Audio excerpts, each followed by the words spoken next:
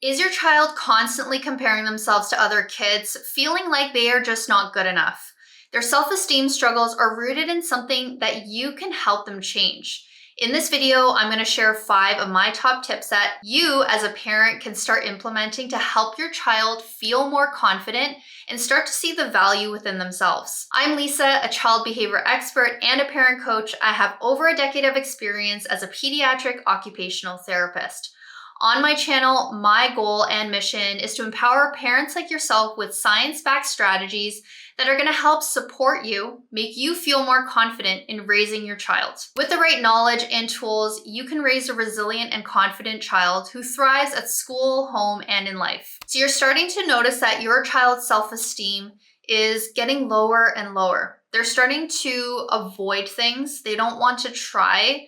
And when you try to ask them, you try to encourage them to join, to do things, they say things like, I just can't, or I'm just not good enough, or I'm just so dumb. They have a lot of negative self-talk that they tell themselves. And as a parent, it's really difficult to hear your own child say these things about themselves. It makes you feel like, did I do something wrong here? Did I say certain things to them that make them think this way about themselves? And as a parent, we can get really hard on ourselves when we feel that our child struggles with self-esteem.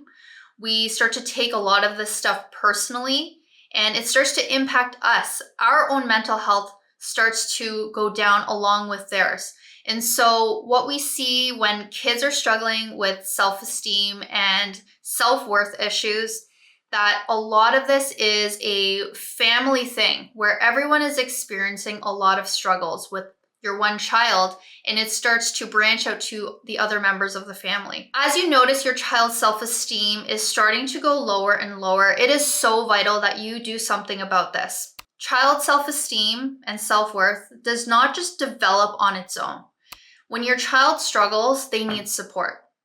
Because what we see when kids grow up where they struggle with self-esteem issues as a child, and they get into their middle school, high school, university, college years, their self-esteem is the foundation to how they're able to manage everything in life, how they manage academically, when they need to push through something that's hard at school, when they need to study for a test, but they feel like they're just not absorbing the information and they start to feel that frustration. Either they're going to be able to pull themselves into a place where they're going to talk themselves through it and be able to motivate themselves to work harder, or it's going to pull them down a negative path. If your child does not have the tools, does not have the support, inevitably they will go down that negative path. And what we see is a lot of mental health issues in young adults today because parents did not know how to support them. When we talked to these young adults, they said, I was just kind of left to my own devices. I knew that I was struggling with my self-esteem, and I would talk to my guidance counselor. I wasn't really given any kind of sound advice. I went to therapy for things, but they just let me talk out my feelings, and I never really got anything resolved, and I didn't know how to actually deal with all of my emotions in real time. And so when our kids are struggling with their self-esteem and self-worth, we as parents, first of all, they're role models, but we're here to coach them through their feelings. And that's something that we're not taught as parents. Like, we are not taught that that is our role and responsibility to help our kids work through emotions, but it truly is. Now, the real answer to our children's low self-esteem is actually through building emotional regulation skills. This is how we manage all of our feelings, good and bad, feelings of frustration, feelings of sadness and depression, feelings of anger. Those feelings, we need to learn how to manage them in healthy ways so that we don't engage in behaviors that are inappropriate or self-destructive. So when our kids start to learn to recognize, process, and control their emotions, they start to break free from the negative self-talk that they're in and those self-doubts that they have about themselves. Emotional regulation helps your kids to learn to pause and to be okay with those feelings and not react out of that feeling of frustration or that feeling of sadness. We are teaching our kids through emotional regulation how to process that feeling in a healthy way and express it in a healthy way. So here's what you need to start doing if you're noticing your child is struggling with self-esteem. Number one is to practice positive self-talk with them. So when we get into a place of negative self-talk, which is when we feel that frustration, we feel unworthy, we start to say things to ourselves like, I am just so dumb. I am worthless. I am not good enough. No one is ever going to like me. But when we get stuck in those thoughts, that actually pulls our kids down into this really deep, dark hole. And that's where we see a lot of kids who don't have coping skills get stuck. They get stuck in this hole, and then they end up getting diagnosed with anxiety and depression because they never were taught coping skills on how to shift that mindset into something positive. So this is where positive self-talk comes from. We need to start talking to ourselves in ways that we would talk to our own friends, right? If our own friend is going through something difficult and they're saying all these negative things about themselves, that is only going to get them more and more stuck. We need to learn how to tell ourselves something positive about that experience. So if, let's say, your child made a mistake, they were really hoping for a certain grade on a test and they didn't get what they were expecting. Now they're going to, start ruminating over that. They might be telling themselves that I'm so stupid. All this hard work I put in is just worthless. But this is where we need to teach them that it's not about the outcome. We need to start recognizing that we are human and we make mistakes. It's okay to make mistakes because from those mistakes, we learn lessons. And it's from those lessons that are stacked that help us to build that self-confidence. Number two is to take a pause before reacting. So when we experience a lot of big negative emotions, we can easily react in those moments. So when we make a mistake or things don't go our way, our kids might just react out of that frustration. But we want to teach them that self-control.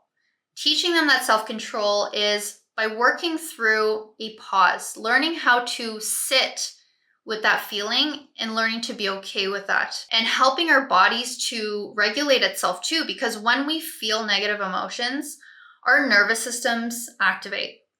We immediately go into a fight-flight response because we feel like there is something attacking us. Whether they're physically or emotionally that's how they feel. And so that's why their nervous system reacts. In order for them to help control those emotions, control those feelings, we need to teach them to sit in that pause. So teaching them something tangible is what's going to actually help them in that moment, rather than just verbally telling them something. Kids need tangible. Even us as adults, we all need something tangible to grab onto to help us in moments that are tough for us. So utilizing a 5-second count, or we can even teach them to use their hands, something visual that they can actually see in that moment. So when they're feeling that frustration, they feel like they're about to burst and blow up, teaching them to pause, look at the hand, and do some breathing exercises. So as they trace their fingers, they are breathing in. As they trace down, they're breathing out through the mouth, and they repeat it. Out, in, out, and repeat it all the way to the end. And the goal is to try to do it as slowly as possible. We don't want them to just go, that's not going to help. We want them to take their time breathing in and out. That's going to help the body get the oxygen that it needs and to regulate their nervous system so that they're not responding through reaction. Number 3 is to build confidence through competency. So for our kids who really struggle with self-esteem, feeling like they're not good at anything, nobody wants to include them in stuff because they just suck at stuff, right? We want to build their confidence by making them feel like they can actually do things.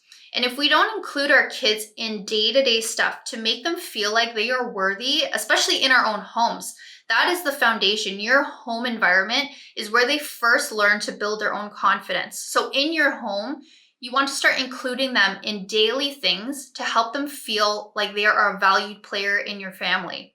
So it could be simple things like, for instance, you have to cook. You have to prepare meals for the family. Getting your kids to be involved in that, making them feel like they have a role, will give them the confidence that their presence there is actually meaningful, right? Telling them that, hey, your job is to wash the vegetables for me, your job is to cut it. And when they're given these roles, there's an act of responsibility that they put on themselves. They feel like if they're not there, this job will not get done. And that's something that you as the parent need to also reinforce to them, because imagine you're the team lead of your family and you're there to help your team feel like you're part of this group. And without your help, like the team will crumble, the task will not get done. And when there's that type of responsibility put on your child, they start to feel more confident, like they feel like they're valued here. So it's in these everyday little things. If you're not already doing this, start to encourage it. Start to make these changes in your day-to-day with your child. And it doesn't even just have to be cooking. Like, that's why we have involvement in house chores. And I don't like to make house chores be here's your to-dos. If you don't do your house chores, you don't get TV time. The way that you present what these responsibilities are in your home is how your children will perceive it. The way that I encourage parents is that this is a family duty. Like I said, you're part of a team. This is what your job is. Without you, we won't be able to contribute either. We need you to vacuum the floor so that we're not walking through dust bunnies everywhere and crumbs everywhere, which all get stuck to, my feet and my slippers. So you have a very valuable role. And when we can present that kind of responsibility to our kids, they start to internalize it. They start to see that I'm a valued human being on this earth. And when they see that in the home, they start to feel that outside the home as well. Number 4, encourage problem solving. For our kids who struggle with self-esteem, they do not trust themselves. They do not believe that they can solve their own problems. So when we give them safe opportunities, supported opportunities where they can learn to problem solve through a situation, that's what's going to help build up and boost their confidence. So the next time your child comes crying to you because they can't figure out their next homework assignment, instead of you jumping in to help solve the problem for them, you want to give them an opportunity to figure it out for themselves. Because when they can actually come up with that solution, implement it, and actually come out from it on the other side and actually achieve something, that is going to make them feel so proud of themselves. Remember to praise the efforts that they put in trying to solve the problem. Even if they don't figure out the solution, you want to let them know that it's okay if they make a mistake, if they can't actually figure it out all on their own. It's more about them trying, them putting in that effort, and you are there to support them. You're obviously not going to just let them continue to try and not get anywhere with it. You do want to give them small little pieces of support as needed, but the whole purpose of this is to really understand that your goal or your purpose is not to just fix problems for them, because that actually takes away from their confidence and their self-esteem. Number 5 is the most important one, and this is all about your response as the parent. So when your child struggles with self-esteem, confidence, the more that we react out of frustration, out of anger, out of annoyance, this will only dwindle their self-esteem and self-worth.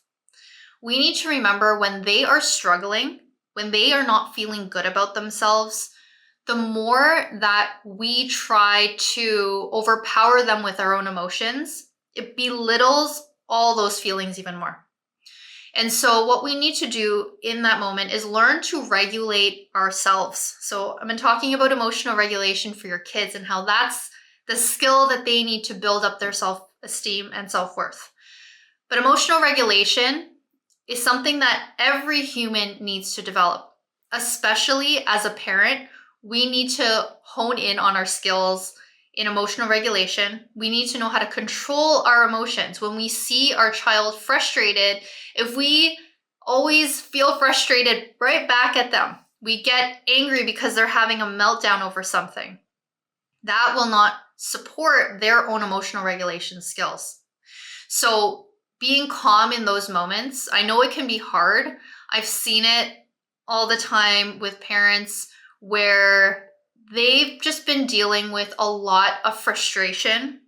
When your child is not confident in themselves, but you can see that they have so much potential and you keep encouraging them, but that leads into a meltdown, it can feel very frustrating. It can feel very annoying that we often snap sometimes.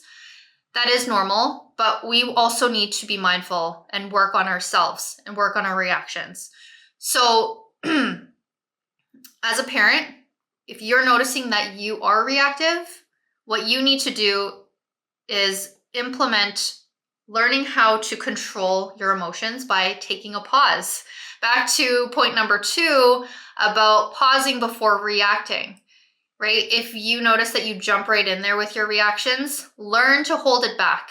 Remember, use those visuals. You don't have to use the 5-finger breathing like you would teach your own child, but have that in your own mind.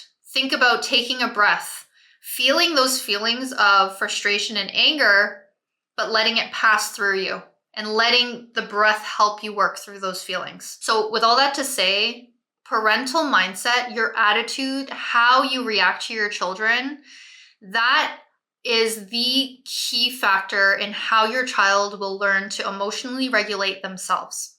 And if you're struggling with this yourself, or you are stumped on how to actually teach your child emotional regulation skills, my course From Chaos to Calm, Foundations to Emotional Regulation will teach you exactly what you need to do. It breaks it down for you. It tells you exactly why your child is feeling emotionally dysregulated in the first place and what you need to do to support them. And one big chapter in there really focuses on you. It focuses on how you can start adapting your mindset, shifting the way you perceive your child's emotions and how you respond to that.